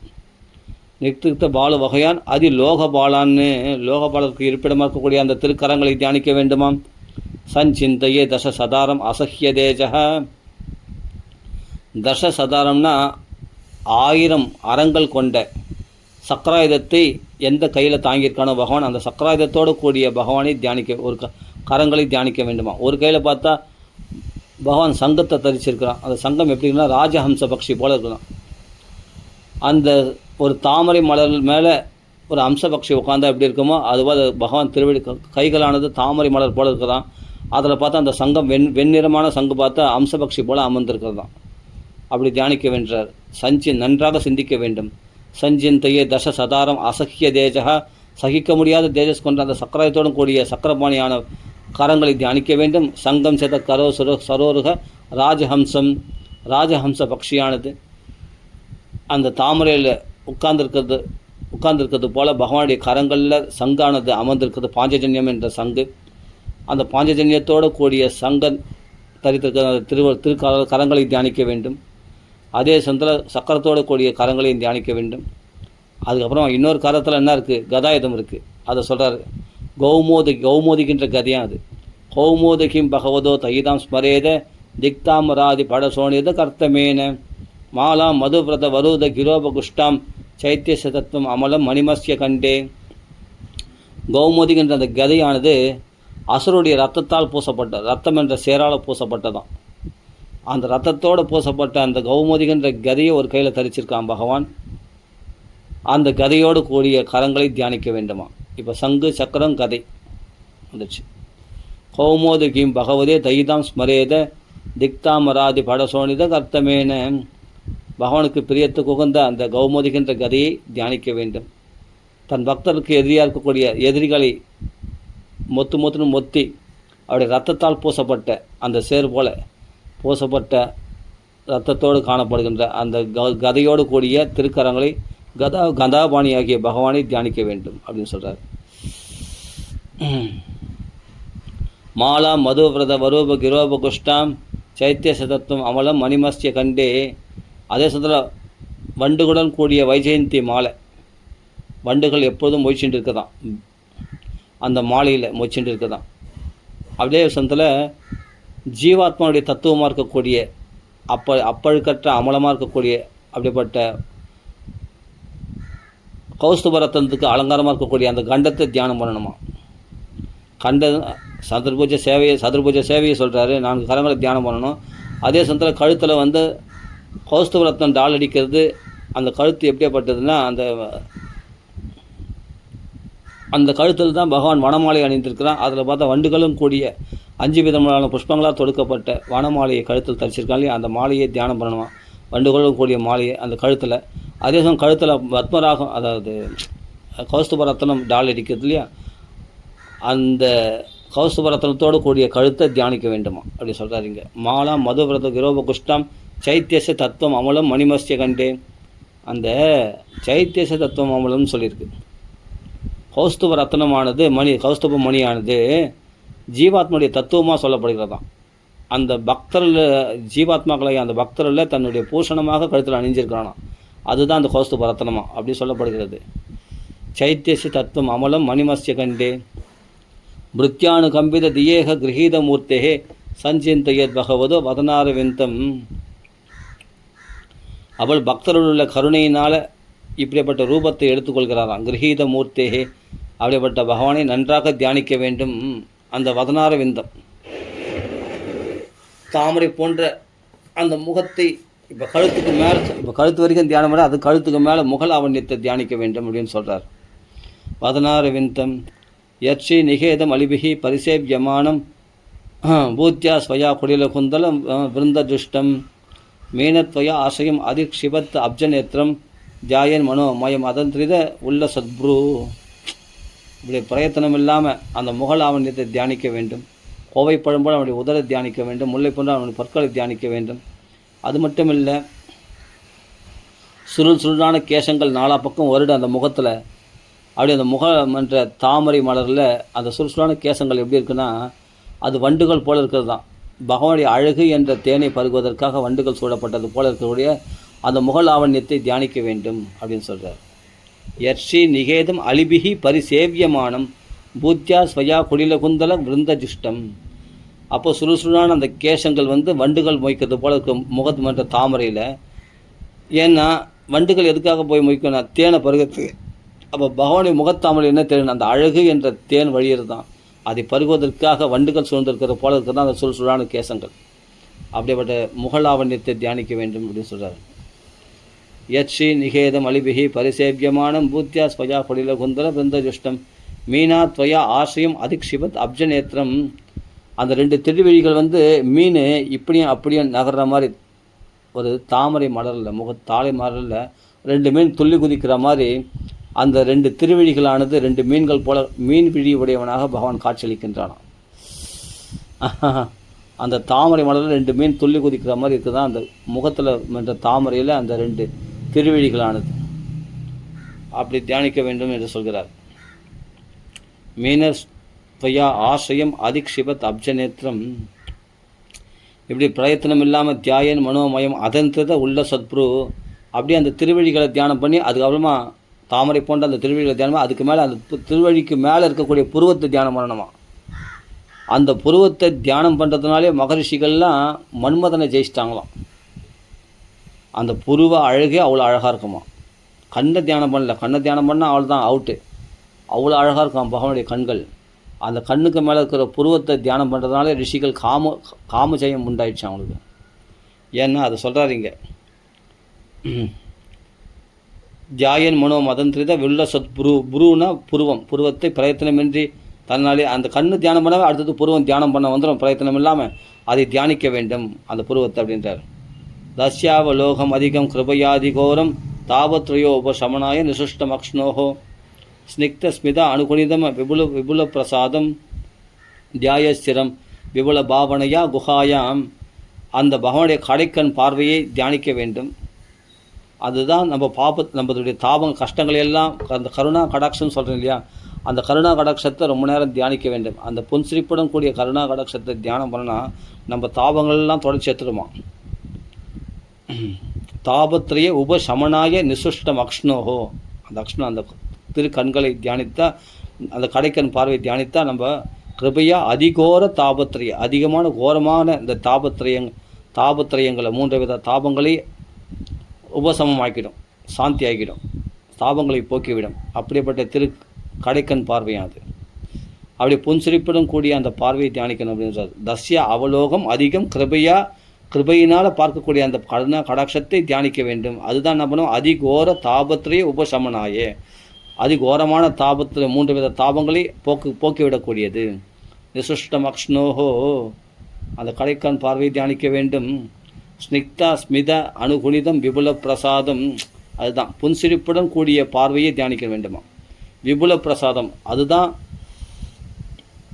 தாராளமான கருணையை காட்டக்கூடிய அந்த புன்சிரிப்புடன் கூடிய முகலாவணத்தை பார்வையை தியானிக்க வேண்டும்ன்றார். தியாயஸ்திரம் விபுல பாவனையா உகாயாம். இதெல்லாம் இருதயத்தில் பொறுமையாக தியானிக்க வேண்டும்ன்றார். ஹாசம் ஹரிர் அவனதாகில லோக தீவிர சோகாச சாகர விசோஷனம் அத்தியுதாரம் சம்மோகனாய ரச்சிதம் நிஜமாயி யாஸ்யம் ப்ரூமண்டலம் முனிக்குதே மகரத்வஜஸ்யம். அதாவது நம்ம சோகமானது ஒரு கடல் போல இருக்குது. அந்த சோகம் என்ற சாகரத்தை வத்தடிக்கக்கூடியதான் பகவானுடைய புன்சிரிப்பானது. ஹாசம் அவனுடைய புன்சிரிப்பு இருக்கே, நம்ம சோகம் என்ற சாகரத்தை வத்தடிக்கக்கூடியதான். அந்த புன்சிரிப்புடன் கூடிய பார்வையை பகவான் முகலாவணித்தே தீவிரமாக தியானம் பண்ணணுமா. ஹாசம் ஹரிர் அவனாத அகில லோக தீவிர சோகாசு சாகர விசோஷனம் அத்தியுதாரம். சோஷனம்னா வத்தடிக்க செய்யக்கூடியது. அப்படி தீவிரமான இந்த சோக சாகரமானது, நம்ம சோகமானது சாகரம் போல இருக்குதான், கடல் போல், அதை வத்தடிக்க செய்யக்கூடியதுதான் அந்த புன்சிரிப்பானது. ஹாசம் ஹரிர் அவனதாகில லோக தீவிர சோகாசு சாகர விசோஷனம் அத்தியுதாரம் சம்மோகனாய ரச்சிதம் நிஜமாயாஸ்தியம் ப்ரூமண்டலம் முனிக்குதே மகரத்வஜஸ்தியம். அந்த மன்மதன் என்ன பண்ணானா, ஒரு நாள் பகவானை மயக்கத்துக்கு வந்தானா. மயக்கத்துக்கு வந்தபோது பகவானுடைய புருவ அழகை பார்த்தானா. பார்த்தவொடனே அந்த மன்மதனே வில்ல நழுவ விட்டுட்டானா. அந்த புருவத்து அவ்வளோ அந்த புருவத்தை பார்த்ததுனாலே மன்மதனே மயங்கிட்டானா.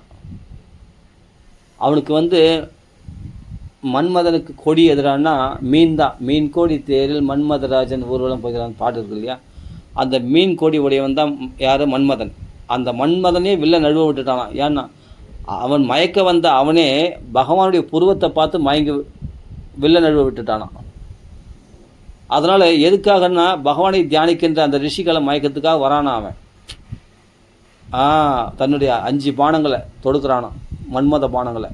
அப்படி தொடுக்கிறதுக்கு வந்தோடனே அவங்க என்ன தியானம் பண்ணுறாங்க ரிஷிகள்ன்ட்டு உள்ளே போய் பார்த்தானா, அந்த ஹிருதயத்துக்குள்ளே பார்த்தா பகவானுடைய புருவத்தை தியானம் பண்ணுறான். அந்த புருவத்தை பார்த்தானா இல்லையோ அந்த மன்மதன் அப்படியே வில்ல நழுவ விட்டு அந்த புருவத்து அழகிலேயே மயங்கி நின்ட்டானான். யார்? மன்மதன். மன்மதனே மயக்கும்படியான, மற்றவங்கள மயக்கக்கூடிய மன்மதன் அவனே மயங்கி விடும்படியான புருவமாக அது. அப்படிப்பட்ட அழகான புருவமாக அந்த புருவ அழகிலேயே மயங்கிட்டானான் மன்மதன், வில்ல நழுவிட்டானான். அப்போ காம ஜெயம் ரிஷிகளுக்கு ஏற்பட்டு விட்டதான். எத்தனை நாள்னா அந்த புருவத்தை தியானம் பண்ணதுனாலே. அவ்வளோ சக்தி படைத்தது பகவானுடைய தியானம். என்னென்னலாம் சொல்கிறாரு பாருங்கள். அந்த பகவானுடைய கருணா கடக்ஷத்தை தியானம் பண்ணால் நம்ம சோகம் என்ற சாகரத்தை வத்தடிச்சிடுமா. அந்த புருவத்தை பகவானுடைய புருவத்தை தியானம் பண்ணால் காமஜெயம் ஏற்படுமா நமக்கு. அதே சமயத்தில் அவனுடைய புன்சிரிப்பை இது பண்ணால் சோகத்தை வத்தடிச்சிடும். அதுக்கப்புறமா அவருடைய கடைக்கண் பார்வை வந்து என்னென்னா நம்முடைய பாப மலைகளை தூள் தூளாக்கிடுமா. எத்தனை விதமாக சொல்கிறார் பாருங்கள். சொல்கிறார் புரூமண்டலம் முனிக்கதே மகரத்வஜஸ்யம். இப்படிலாம் அவருடைய ரூபலாவண்யம் பாதாதி கேசமாக எல்லாத்தையும் வர்ணிக்கிறார். இப்படி தியானம் பண்ண அப்போ இவனுக்கு எல்லா தாபங்களும் நிறுத்தி அதிகமான அந்த ரூபத்தில் மனசு ஒன்றி போயிட்ட உடனே அந்த ரூபத்தில் ஐக்கியமாயிடுவான். இப்படி அந்த தியானம் சித்திச்சவனுக்கு அதுவே கடைசி ஜென்மாவான். ஆமாம். தேகம் சதம் ந சரமஹ ஸ்திதமுத்திதம் வா சித்தோ விபஷ்யதி ஏதோ அத்தியகமத்து ஸ்வரூபம் தெய்வாதுபேத மத தெய்வ வசாத பேதம் வாசோ யதா பரிகுதம் மதிராமதாந்தகா. இப்படிப்பட்ட ரூபலாவண்யத்தை சங்க சக்கரகதாரியாக இருக்கிற ரூபலாவண்யத்தை ஹிருதயத்தில் தியானம் பண்ணுறவங்களுக்கு அதுவே கடைசி பிறவியான். அந்த தியானம் சித்தித்து விட்டது என்றால் அதான் சொல்கிறேன். சரம ஸ்திதம் உத்திதம் வா. சரமன்னா கடைசி பிறவி, அதுதான். அதுக்கு மேலே பிறவி கிடையாது அவங்களுக்கு. இந்த தியானம் சித்திச்சு விட்டதான். சித்தோ விபஷ்யதி ஏதோ அத்தியகமத்து ஸ்வரூபம். அப்போ அதுக்கப்புறமா அந்த தியானத்திலே மூழ்கிட்டான். அந்த தியானத்திலேயே அவன் மக்னம் ஆகிட்டான்னு சொன்னால் உலகம் என்னன்னே தெரியாதான் அவனுக்கு. அந்த தியானம் யாருக்கு சித்தித்து விட்டதோ, இந்த தியானத்தில் வெற்றி பெற்று விட்டானோ அவனுக்கு இந்த உடம்பு வர்றது போகிறது தெரியாதான். அது என்னமா உடம்பு வர்றது போகிறது தெரியாமல் இருக்குன்னா, இந்த உடம்புல துணி இருக்கா இல்லை எதுவுமே தெரியாதான். அந்த நிலை அவனுக்கு சித்திச்சிடுமா, அந்த சமாதி நிலை கை கூட்டிடுமா. இது எதுக்காக சொன்னது? பிரகிருதி புருஷனை இந்த பிரகிருதியிலேருந்து புருஷனை எப்படி தனியாக பிரிக்க முடியும்னு கேட்டா இல்லையா தேவகோதி அம்மா. அதுக்கு தான் இந்த தியான யோகத்தை சொல்லிக் கொடுத்தார். இப்படி பகவான் ரூபலாவண்யத்தை தியானம் பண்ணுனா யாருக்கு தான் தியானம் சித்திக்காது? அப்போ அந்த தியானத்தில் கிருஷ்ண ஸ்வரூபத்தில் மயங்கிட்டான்னு சொன்னால், நாராயண ரூபத்தில் மயங்கிட்டான்னு சொன்னால் அவருக்கு தேகம் இருக்குதா, நடக்குதா, உட்காருதா, எழுந்துக்குதான்னு கூட தெரியாதான். அவனுக்கு பசிதாக மறந்து போயிடுமா. உடம்புல துணி இருக்கா கூட தெரியாதான். அது எப்படி தெரியாமல் போகும்? தேகாபிமானம் எப்படி விட்டு போயிடும் அப்படின்னு கேட்டால், இதுக்கு உதாரணம் ஒரு விஷயம் சொல்கிறார் கபில வாசுதேவர். அதான் பிரம்மஸ்ரீ சுந்தரமா சுவாமி சொல்லுவார். கபில வாசுதேவர் சொன்னதுனால நான் சொல்கிறேன் அப்படின்ட்டு சொல்லுவார். மதிரா மதாந்தகா அப்படின்னு ஒரு பதம் இருக்குது. மதுபானம் சாப்பிட்டவன் ரோட்டில் விழுந்து கிடக்கிறான். அவன் உடம்புல ஒரு லுங்கி கட்டின்னு இருக்கான். அந்த லுங்கி அவிழ்ந்ததா சட்டை அவிழ்ந்ததா கூட தெரியாமல் ரோட்டில் சேத்துல போய் விழுந்து கிடக்கிறான். அந்த அளவுக்கு மதுபானம் ஒன்றுத்துக்கும் ஒதுக்காத அந்த சரக்கு உள்ளே போனாவே தேகாபிமானம் வெளியே விட்டு போயிடுது. அப்போ பரம பவித்திரமான பகவான் ஹிருதயத்துக்குள்ளே வந்துட்டானா அந்த தியானத்தில். அப்போ தேகாபிமானம் வெளியே போயிடாதா? யோசித்து பார்க்கணும். அதான் தியானம் சித்தி அடைகிறது. அப்படி தியானத்தில் அந்த பகவத் ஸ்வரூபம் நிலைத்து விட்டதென்றால் ஹிருதயத்தில் ஃபஸ்ட்டு அவன் என்ன பண்ணுறார்? லீலைகளை தியானம் பண்ணினார். அப்போ என்னென்னா சந்தம் வயசு கைசோரி 5 வயசு தான் தியானம் பண்ணு அப்படின்ட்டு பகவான் நிற்கிறவனாவும் ஓடுறவனாவும் நடக்கிறவனாவும் ஹிருதயத்துக்குள்ளே தியானம் பண்ணினார். அடுத்தது என்ன சொல்கிறாருன்னா அங்கத்தில் ஒவ்வொரு அங்கமாக தியானம் பண்ணுன்றார். இப்படி அந்த தியானத்தில் மக்னம் ஆகிட்டேன்னா உலக விஷயங்கள் உனக்கு எதுவுமே தெரியாது. அந்த பகவத் பக்தியிலே மூழ்கிடுவேன். அது பிறகு தேகாபிமானம்லாம் வெளியே போயிடும். பகவான் உள்ளே வந்துட்டானா தேகாபிமானம் வெளியே போயிடும். அது எப்படின்னா அதுதான் சொல்கிறார். ஒரு மதுபானம் பண்ணவன் ரோட்டில் விழுந்து கிடக்கிறான். லாரி அடிச்சா தெரியாது, கார் அடிச்சா தெரியாது, அப்படியே ரோட்லேயே விழுந்து கிடக்கிறான். பார்த்துருக்கோம், எத்தனையோ பேர் பார்த்துருப்போம். அந்த அளவுக்கு தண்ணி அடிச்சுட்டு விழுந்து கிடக்கிறான். அப்போ அந்த போதை அவனுக்கு என்ன பண்ண, உடம்புல துணி இருக்குதா இல்லையா கூட எல்லாத்தையும் மறந்துடுறான் இல்லையா. ஆனால் உயிரோடு இருக்கான். அவன் செத்துட்டான்னு சொல்ல முடியாது, உயிரோடு இருக்கான். ஆனால் ரோட்டில் விழுந்து கிடக்கிறான். தான் உடம்புல துணி இருக்கா இல்லையா கூட தெரியாமல் இருக்கிறான். அப்போது ஒன்றுத்துக்கும் உதவாத அந்த சரக்கு இந்த அளவுக்கு வேலை செய்யணும்னா சர்வலோக மகேஸ்வரனாகிய பகவான் உள்ளே வந்துட்டான்னா தேகாபிமானம் வெளியே போயிடாதா? எப்படி அந்த தேகாபிமானம் இருக்கும்? ஆட்டோமேட்டிக்காக அந்த தேகம் வர்றது போகிறது எதுவுமே தெரியாது. எப்படி சதாசிவ பிரம்மேந்திரால் மானச செஞ்ச இந்த கை வெட்டினா கூட தெரியலையோ, அந்த நிலை சித்திச்சிடுமா அவங்களுக்கு. அப்படிப்பட்ட உபாயத்தை சொல்கிறார் இந்த இடத்துல. தெய்வா துபேத மத தெய்வ வசாத பேதம். தெய்வ வசத்தினால் இந்த உடம்பு நடக்கும், போகும், கிடைச்சதை சாப்பிடும், எல்லாம் பண்ணும். ஆனால் நான் இதை செய்கிறேன்ற அகங்காரம் அதில் இருக்காது, அதில் கர்த்தத்துவம் இருக்காது. நான் செய்கிறேன், இந்த உடம்பு என்னது அப்படின்ற மதம் கர்வம் இருக்காது. அகங்காரம் மமகாரம் அடியோடு போய்டும். ஏதோ இந்த தேக யாத்திரை அப்படியே நடக்குது. பிராரத்த கர்மா வரைக்கும் இந்த தேகம் சஞ்சரிக்கும். பிராரத்த கர்மாவும் முடிஞ்சு போச்சுன்னா அது பிறகு இந்த தேகத்தை சட்டையை கட்டி போகிற கட்டி போட்டு அவர்கள் பகவானத்தில் திருவடிகளை அடைந்து விடுவார்கள். அப்படிப்பட்ட மகாத்மாக்கள் அப்படின்னு சொல்கிறார். தேகே அபி தெய்வ வசகா கழு கர்ம யாவத்து ஸ்வாரம்பகம், அதாவது பிராரத்த கர்மா இருக்கிற வரைக்கும் உலாத்தி கொண்டு இருக்கும் இந்த தேகமானது. பிரதி சமீட்சை ஏவசாசுகு தம் சப் பிரபஞ்சம் அதிரூட சமாதி யோகா ஸ்வாப்னம் புனர்ன பஜதே பிரதிபுத்த வஸ்து. அப்போ உலகத்தை எப்படி பார்ப்பானா? சொப்னத்தில் நடக்கக்கூடிய விஷயங்கள் விழித்தெழுந்தவன் எப்படி பார்ப்பானோ, சொப்னத்தில் காணக்கூடிய விஷயங்களை, சொப்னத்திலேருந்து எழுந்துட்டான்பா, தூக்கத்தில் நடந்த விஷயங்கள்லாம் நினைவுக்கு வருது, அது சொப்னம் தானே, அது உண்மையாகாதே. அதுபோல் இந்த உலக விஷயங்களை எல்லாம் ஒரு பொருட்டான் மதிக்க மாட்டானான். கடைசி சரீரம் எடுத்தவன், இந்த தியானம் சித்தித்தவன், இந்த தேகமானத்தை விட்டவன் இந்த உலகத்தை ஒரு சொப்னத்தில் பார்க்குற மாதிரி பார்ப்பானான். இதெல்லாம் ஒரு கனவு தானே, இதெல்லாம் நிஜம் கிடையாது அப்படின்னு அவன் விழித்தெறிந்தவன், அஜ்ஞானத்திலிருந்து விழித்தெறிந்தவன் ஞானி இந்த சொப்ன உலகமாக பார்ப்பானா. அது அப்படி பார்த்து விளையாட்டாக சிரிச்சின்னு போயின்னே இருப்பானான். எதையும் ஒரு பெருசாக எடுத்துன்னு போக மாட்டான். அப்படி பாதிக்கப்படாமல் இருப்பானான். எது வரைக்கும்னா அந்த பிரார்த்த கர்மா அவனுக்குள்ளே இருக்கிற வரைக்கும். அந்த பிரார்த்த கர்மா முடிஞ்சதுன்னா அவன் பகவான் திருவடி அடைந்து விடுவான். சரி, அப்படிப்பட்ட அருமையான தியான யோகத்தை கபில வாசுதேவர் இங்கே சொல்கிறார். சரி, அந்த தியான யோகம் பண்ணாமல், பகவத் பக்தி பண்ணாமல் வாழ்க்கையை வீணாக்கக்கூடியவருடைய நிலைமை என்னன்றதை பின்னாடி சொல்ல போகிறார். அது அப்புறம் பார்க்கலாமா? மணி ஆயிடுச்சு, ஒரு மணி நேரம் ஆகிப்போச்சு. பக்தி யோகம் பல விதங்கள் சொல்கிறார். அதில் தமோகுண பக்தி, ரஜோகுண பக்தி, சாத்விகுண பக்தி, நிர்குண பக்திலாம் சொல்கிறார். அதெல்லாம் அப்புறம் பார்க்கலாமா? ஒரு மணி நேரம் தான் ஆச்சு, இருந்தாலும் நம்ம அப்புறம் பார்க்கலாம். ராம் ராம் ராம் ராம் ராம் ராம். ஸ்ரீராம சிங்கத்துக்கு ஜெய், ஆஞ்சநேய சுவாமிக்கு ஜெய். ராம ராம ராம ராம ராம ராமம்.